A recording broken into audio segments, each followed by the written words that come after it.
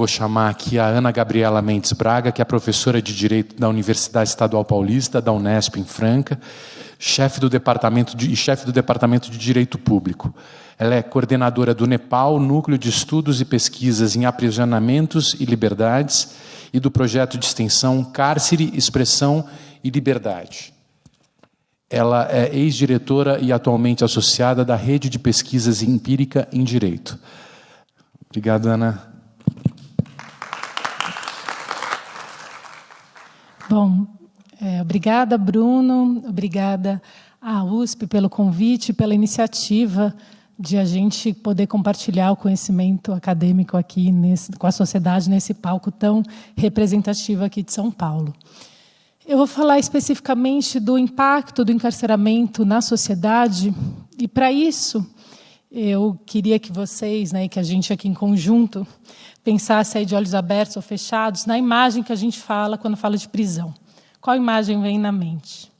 E a gente pode até, com os celulares, aprimorar esse exercício, colocando no Google Imagens, prisão. E, especificamente, prisão brasileira, a gente vai ter um retrato, que são uma prisão de homens, jovens, negros, pobres, mas, em grande parte provisórios, em torno de 40%. E se a gente puder pensar numa qualidade, numa palavra, ou como o poder é exercido nesse aspecto da prisão, a gente poderia falar aí de repressão, tortura, morte simbólica, morte material, desaparecimento, falta. Então, esse retrato que corresponde ao nosso imaginário é um retrato que está muito próximo à realidade. Se a gente pegar o Infopen, que é o relatório de informações penitenciárias, a gente vai ver que a maioria das pessoas presas são homens, jovens, negros, pobres, etc. Perfazendo aí uma porcentagem de quase 95% de homens. Porém, se a gente pensar um outro aspecto, e daí eu trago aqui até estratégia, uma metodologia feminista de pesquisa, que é a pergunta pela mulher. Se a gente perguntar onde está a mulher nesse cenário, a gente vai trazer alguns outros elementos. Porque, nesse primeiro cenário, a gente pode dizer que o que rege, o tipo de poder, o tipo de ação do Estado é uma ação necropolítica. Eu não vou entrar aqui nos detalhes, mas é uma ação que mata, que desaparece, como eu falei, a morte simbólica, a morte real, e é uma ação que dizima grande parte aí da população presa, dessa população jovem negra. Porém, dentro desse quadro, desse marco, esse cenário necropolítico, se a gente pergunta para a mulher, a gente vai ter outros elementos que se complementam a esse, que eu vou nomear aqui a gestão da vida. Mesmo em relação ao encarceramento masculino, se a gente pensar qual que é o impacto do encarceramento masculino em relação às mulheres, a gente vai ter um impacto, porque são as mulheres que são responsáveis aí pelos cuidados, pelos afetos, pela gerência do encarceramento masculino. Então, são elas que gerem essa vida em conjunto com o Estado, são elas que levam o jumbo, levam a comida em forma de afeto, levam os produtos de higiene que faltam, fazem as visitas, levam as crianças. Então, elas têm esse papel. E elas, então, se a gente pensar em uma população de mais de 800 mil homens, e todas as familiares e mulheres que são implicadas nesse encarceramento masculino, a gente já vai trazer um outro aspecto de como o encarceramento impacta as mulheres. Mas não é isso que eu vou falar aqui, porque vou falar de um outro aspecto, que é um aspecto, esse se era indireto, é um aspecto mais direto, que é a questão do encarceramento feminino. Mas, em ambos, o que eu queria ressaltar, uma linha que eu tenho tentado pensar, é que não se trata de assunto de gênero. Não fala que é uma questão só daqueles 5% das mulheres que estão presas. Porque quando a gente quando o Estado faz as políticas de encarceramento, ele está fazendo gestão de população. Ele está encarcerando mulheres e homens em idade fértil, que atravessam as perspectivas, os planos de maternidade, paternidade, de família.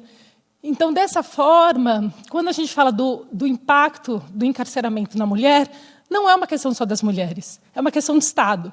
Então, queria começar essa palestra um pouco provocando e pensar que esse produto é um produto macro e não micro. Do aspecto que eu vim falar aqui, que é o que eu tenho pesquisado aí nos últimos 10 anos, é o aspecto especialmente do impacto nas mulheres presas, e um desses impactos é em relação às mães presas, né? Lembrando que nem todas as mulheres são mães, já fazendo essa distinção. Quando a gente traz a questão da maternidade, a questão da infância para dentro da prisão, lembrando daquela primeira imagem, ela muda essa imagem. Se a gente pensar, né, no próprio, a expressão do verbo parir, que é dar à luz, né, a criança ela traz essa luminosidade. E ela vai trazer essa luminosidade para um espaço escuro, de opressão, de tortura. Tanto que a pesquisa que eu coordenei do tema, há uma década atrás, né, em 2013, eu nomeei Dar à Luz na Sombra, que carrega essa ambiguidade, que é ter um espaço prisional, que é um espaço de morte, mas ter a vida correndo lá. Então, algumas sutilezas vão mudando na percepção e nas vivências desse espaço. Então, por exemplo, uma das categorias que eu tenho trabalhado é em relação ao tempo morto.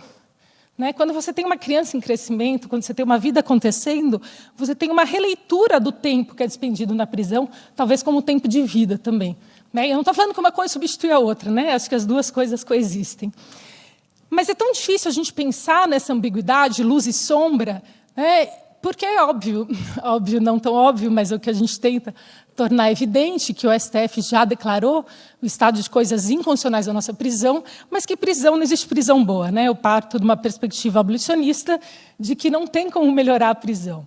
Partindo, né, desse aspecto que não tem como melhorar a prisão, a gente pensa, né, que se a prisão é ruim, né, para um ser humano, imagina para uma criança. Então, poderia aqui contar algumas histórias do processo de institucionalização que passam as crianças na prisão, que eu chamo também de população invisível. Porque não está no Infopem quantos bebês passaram pela prisão, quantas crianças passaram pela prisão. E quando eu estava, né, realizando essa pesquisa, a gente estava fazendo um campo na Bahia, numa unidade prisional feminina, e lá a gente escuta essa história, que, antes de ter uma política específica, lá ficavam as crianças, nasciam e iam ficando até 4, 5 anos. E a gente escuta a história de umas freiras que faziam esse apoio com as mães e crianças presas, de que a criança sai pela primeira vez à noite com as freiras de carro e ela se espanta com o céu, né, que era uma criança que não conhecia estrela. Porque a tranca numa prisão é 16, 17 horas, ela não conhecia o dia. Né? Então, poderia falar que essa criança na prisão ela não conhece as estrelas, ela não conhece, às vezes, homens, né? Porque no ambiente feminino estranha também uma figura masculina, não tem contato com animais, então, assim, não preciso falar a limitação na infância, né, em relação a isso. O que eu queria falar mais aqui hoje seria da perspectiva da mulher, do direito à maternagem da mulher presa. E, para isso, eu vou aqui resumir em 3 histórias. 2 delas eu colhi agora na minha última pesquisa, que foi realizada em Portugal, junto à Casa das Mães, e uma delas, que daí com isso eu fecho, é dessa pesquisa realizada aqui no Brasil. Então, vou trazer aqui a história da Sílvia. Ela era uma portuguesa de origem cigana. Quando a conheci na prisão, ela tinha 28 anos. E ela fala assim para mim na entrevista, ela fala: Ana, minha vida daria um livro. E até pergunto a ela, né, se ela teria vontade, etc. Porque ela conta, né, primeiro, ela é presa num momento em que, né, a gente, como mulher, se identifica, em que ela estava ganhando uma autonomia em relação ao marido, então ela estava inserida numa cultura cigana também, né, machista, em que as mulheres, né, geralmente não estudam, tem uma tradição de casar cedo. E ela casa com esse marido aos 12 anos, e no momento que ela é presa, ela me conta que ela estava em ascensão de autonomia, que ela tinha conquistado o direito de usar calça, né, coisa na tradição não pode, de cortar o cabelo, de dirigir. E ela estava, inclusive, indo fazer uma cirurgia plástica, que era o sonho dela, fazer aquela cirurgia plástica, e ela foi presa nesse momento, e ela foi presa grávida. E ela já tinha 2 crianças na rua. E quando ela vai presa, e ela na entrevista depois ela me detalha isso, ela me conta um pouco da própria história dela, né? E como essa política que estou falando, que é uma macropolítica de controle de população, ela é uma política intergeracional, na medida em que é comum a gente ver numa mesma prisão mãe, avó e filha, né? Gerações aí de pessoas que passaram pela prisão, e não atribuindo aqui um DNA criminógeno, né? Porque essa poderia ser uma interpretação positivista, mas o contrário, né? Como isso são processos de Estado, como o próprio Estado ele produz e reproduz justamente nessas ausências, né? Porque quando a gente prende uma mulher, não que a mulher seja a única cuidadora, o que a gente luta é para desessencializar isso, mas a gente tem um impacto familiar, né, muito maior. Mas voltando aqui à história da Sílvia, ela então foi presa e ela conta que quando ela, né, a mãe dela foi presa pela primeira vez quando ela tinha 6 anos. E ela fica aos cuidados de um tio.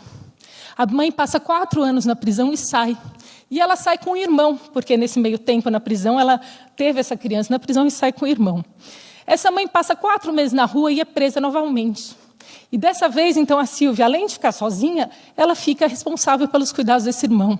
E responsáveis do tipo, ela falava que lavava, né, a roupa à mão, né, numa precariedade também material que a gente precisa ressaltar. Alimentava, levava à escola, educava. Ela, então, com 10 anos, responsável por uma criança de 4. E aí ela casa-se, né, aos 12. A mãe dela, né, quando sai da prisão, ela já estava casada, 2 filhas, e num terceiro momento, né, quando a Sílvia vai presa, a mãe dela vai presa junto mais uma vez. Né, então elas ficam presas juntas. E por que eu trouxe essa história, né, e que ela fala um pouco? Porque a Sílvia ela traz isso, né, que a maior dor dela é saber, ela sabe que os filhos estão passando. E ela relata que o filho mais novo tinha 6 anos quando foi preso e que ela dava muito mimo a ele, e que era uma criança, né, que acho que quem tem, eu tenho uma criança de 6 anos, ele ainda não fazia tudo sozinho, não tinha autonomia. E a maior dor dela era isso, né, de deixar esse filho lá fora. E um paralelo também, o irmão dela, que é esse que ela criou e que viveu a vida toda aí na ausência da mãe ou de outro cuidador, ele vira rapper, e uma das principais músicas dele chama Vida Madrasta. Né, diz muito também dessa questão da maternidade e de como, né, ele ficou solto aí na vida. Mas o impacto da prisão ele não se dá só em relação a os bebês, né, e as crianças pequenas. Ele também fala em relação às mães que são, né, das crianças maiores, que a gente também fala pouco. Então, a história da Ana, que era também uma interlocutora lá de Portugal, era uma cabo-verdiana que estava em Lisboa há 20 anos, foi presa, né? Ambas foram presas por tráfico de drogas, porque apesar da política portuguesa, né, descriminalizar o uso, não descriminaliza o tráfico. Então, fecha uma ponta, né, e abre outra para continuar encarceramento. E a Ana, nesse caso, ela foi presa e ela tinha 3 filhos, uma de 21, um de 17, um de 15. E a crise que ela estava tendo lá, e ela vivia na prisão com uma de 4, que tinha, né, com deficiência, então tinha necessidade de medicação e tratamento especial. Mas o que ela ressaltava lá, o que ela compartilhava lá com o grupo nesse momento, era que ambos os filhos foram despejados com a prisão dela, porque ela não tinha como pagar aluguel. O filho mais velho estava em situação de rua e drogadição. E a filha mais nova em uma relação abusiva, da qual ela ficou sabendo ali. Então, assim, são questões já de adolescente, de jovem, mas que também demandam a presença da mãe ali. E a terceira história, essa que ocorreu no Butantã, aqui no Brasil. Lá tem a Casa da Mãe, tinha uma política, ali onde as mães, as gestantes, né, e recém-mães, até os bebês 6 meses ficavam. E nesse momento, eu lembro que estava fazendo a entrevista da pesquisa da Luz na Sombra, e ela me conta um pouco o drama que ela estava vendo ali. Qual que é o drama? Né? E deixa eu explicar rapidamente. No Brasil, né, o que acaba acontecendo é que a lei garante que a mãe fique com o bebê no mínimo 6 meses. No mínimo, né? Mas por conta de rotatividade de vaga, esses 6 meses acabam sendo o máximo. E essa mulher, quando ela tem o acesso a uma unidade materno-infantil, que ela fica 6 meses, esses 6 meses que ela passa em convivência intensa, né? Porque ela não pode deixar o bebê para nada, são 24 horas. Se ela estava fazendo um curso, estava fazendo uma atividade educacional, ela para ficar 6 meses dormindo, acordando com aquela criança. E, de repente, né, porque aqui no Brasil a gente não tem nenhuma política de preparo, nenhum aviso, de uma hora para outra chegou oficial, né? E se essa mulher não tem possibilidade de enviar essa criança para um parente na rua, essa criança ela vai para uma casa de abrigo, né? Correndo o risco de ela ser adotada e essa mãe perder, né, uma pena perpétua, apesar da Constituição vedar, mas essa mãe perdeu o contato para sempre com essa criança, né? E sendo que né, a lei não fala isso, né? Quando a lei, né, a não ser que for um crime contra a criança.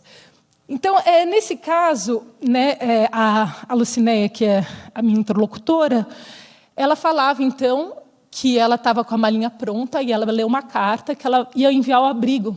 Porque estava se aproximando às 17 horas, ela falava, todo dia às 17 horas eu fico tranquila, porque eu vou ter mais uma noite com a minha criança. Então, assim, ela estava numa convivência, né, que eu e a Bruna Angotti, que elaboramos, a partir da pesquisa, esse conceito. Então, ela estava numa convivência de hipermaternidade e, de repente, uma quebra abrupta e numa situação de hipomaternidade. Né? Não falo zero, porque ela continua exercendo essa maternidade, mas essa maternidade é zerada. Então, nesse sentido, né, esse contraste entre hiper e hipomaternidade é o que produz aqui no Brasil. E ela falava, né, ela escrevia uma carta de cortar o coração porque ela contava dos hábitos desse bebê. Ela estava enviando esse bebê porque ela não sabia para onde ia essa criança. Então, ela escrevia, olha, se ela chorar, dá a naninha. Assim, era uma carta muito, muito delicada e muito trágica. Mas, então, dentro dessas questões que eu estou colocando, e são muitos paradoxos, a gente parece que tem que responder a uma questão. Né? O que é menos pior em termos de maternidade em prisão, em termos de encarceramento de mulheres? É a gente prender essa criança com a mãe, com todos os riscos de insonorização, ou deixar essa criança na rua sem a mãe ou sem um outro cuidador, com todos os riscos, né, de ter esse abandono, né, de ter essa separação. E a resposta a esse falso paradoxo é desencarcerar. Aí podem falar, bom, essa é uma perspectiva revolucionária, e é uma perspectiva abolicionista, mas ela é, antes de tudo, uma perspectiva legalista, garantista. Porque a gente tem já medidas na lei para promover o desencarceramento dessas mulheres, né, para promover medidas não privativas de liberdade. Então, quanto a esse ponto, né, a revolução é aplicar a lei. A lei pode ser muito revolucionária, né, eu estou garantindo a partir da lei. Um segundo ponto, além das aplicações das medidas desencarceradoras em lei, seria a gente voltar à discussão da descriminalização do comércio de drogas. Porque, né, como eu falei, as mulheres, né, estão indiretamente afetadas à prisão dos seus homens, e também o comércio ilegal de drogas é o crime que mais prende as mulheres. Se a gente descriminaliza esse crime, de uma hora para outra, a gente deixa de pensar, 60% dessas mulheres deixa de ter essas questões que eu estou trazendo aqui. E, por último, né, como eu não poderia deixar de falar, tem a discussão que está hoje, é o dia aí da luta latino-americana e caribenha pela descriminalização do aborto.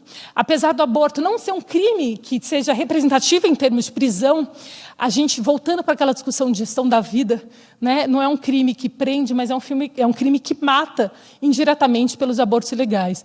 Então, pensando na gestão da vida e pensando a mulher nesse quadro como resistente a um projeto de morte do Estado, né, então também a luta pela descriminalização do aborto é também pela vida e para não morrer.